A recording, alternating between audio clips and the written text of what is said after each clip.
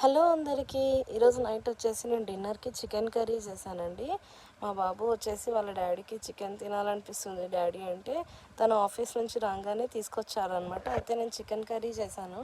మంచి జ్యూసీగా లెగ్ పీసెస్తో చేశాను. తర్వాత మ్యారినేషన్ కోసం బోన్లెస్ చికెన్ని కొంచెం తీసుకొని పసుపు, ఉప్పు, కారం, ధనియా పౌడర్, అల్లం వెల్లుల్లి పేస్టు, పెరుగు, గుడ్డు అవన్నీ వేసి మ్యారినేషన్ చేసి పెట్టుకొని ఫ్రిడ్జ్లో పెట్టుకోవాలి. ఒక హాఫ్ అన్ అవర్ పాటు ఫ్రిడ్జ్లో ఉంచిన తర్వాత కాసేపటి తర్వాత తీసేసి స్టవ్ మీద కడాయి పెట్టుకొని కొంచెం ఆయిల్ని వేసుకొని అందులో మనం మ్యారినేషన్ చేసి పెట్టుకున్న పీసెస్ని కొంచెంగా వేస్తూ గరిటెతో అయితే డీప్ ఫ్రై అయిన తర్వాత అవి పక్కన పెట్టుకున్నట్లయితే చల్లగా అవుతాయి. తర్వాత నిమ్మకాయ పిండుకొని తినొచ్చండి.